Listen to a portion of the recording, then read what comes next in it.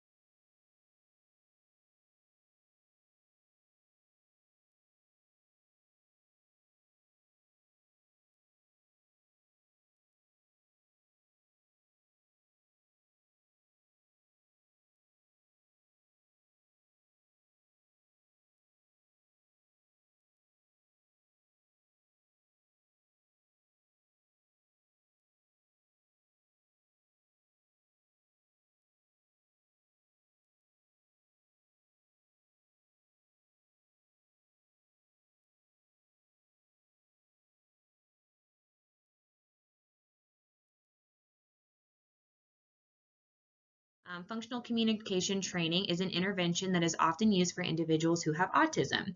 This intervention helps decrease challenging behaviors by teaching them an alternative behavior that is also known as a new communicative response. So really just focusing in on those needs for the students. So nonverbal, they obviously have a lack of communication, fewer vocab that other students who are verbal have. So we thought that using functional communication training would be a really positive intervention to teach these kiddos that just need that little extra help with communicating their wants and needs. Functional communication training will help increase appropriate behaviors, and this will benefit both the child and their closest group of people, so including their parents, teachers, and therapists.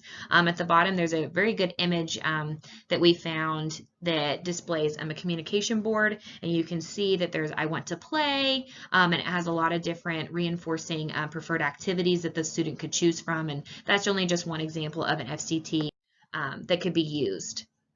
Materials needed for implementation, experience with an FBA.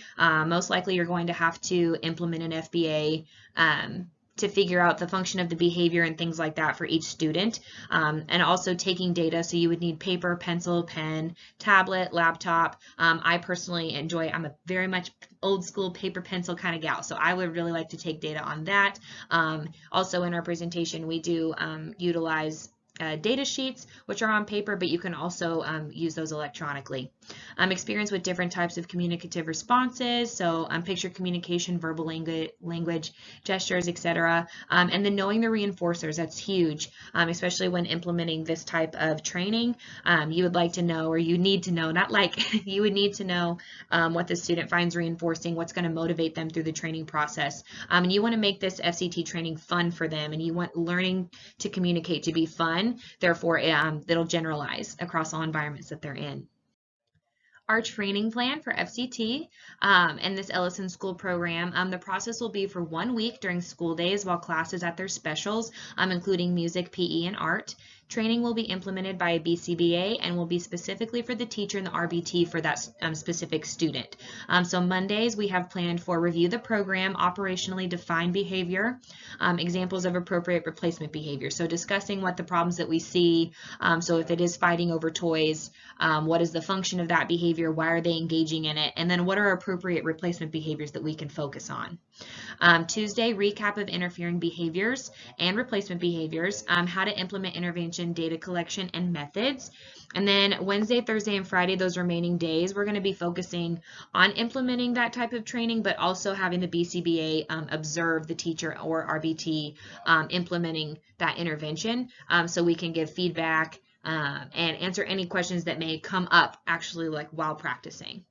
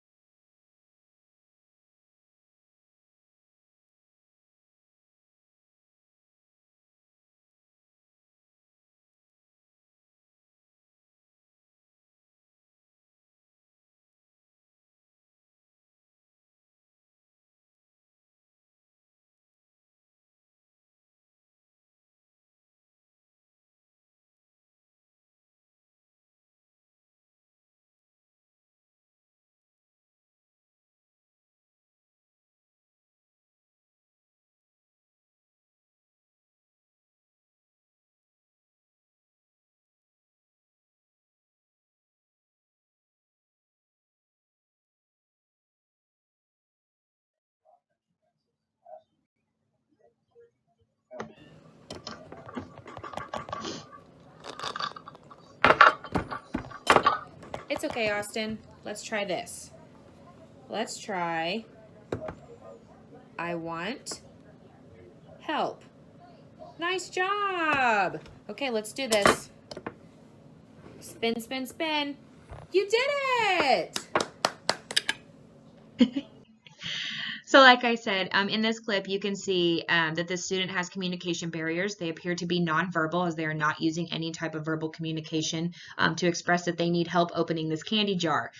You can see that Austin does show signs of frustration. He starts kind of tapping the jar on the table, his hands on the table, just looking a little more agitated because he's unable to open it. I then step in as staff and show Austin, hey, this is a communication visual that we might be able to use in order to get to this one thing that you're wanting. So, and as you saw that play out in the video, it was a success. So.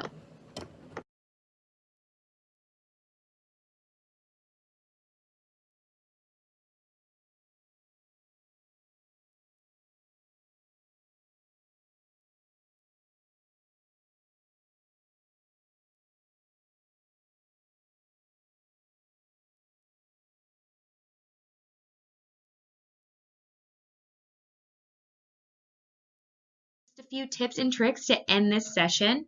Let's see. When implementing FCT, remember to have fun. This is ultimately a step closer for your students becoming more independent. That's a really big thing to remember. It's important. You know, FCT training is to the point and approaches behavior and the communication head on. It doesn't really skip a step. It's in it to win it. ready to go. The best way to learn FCT is to practice, practice, practice.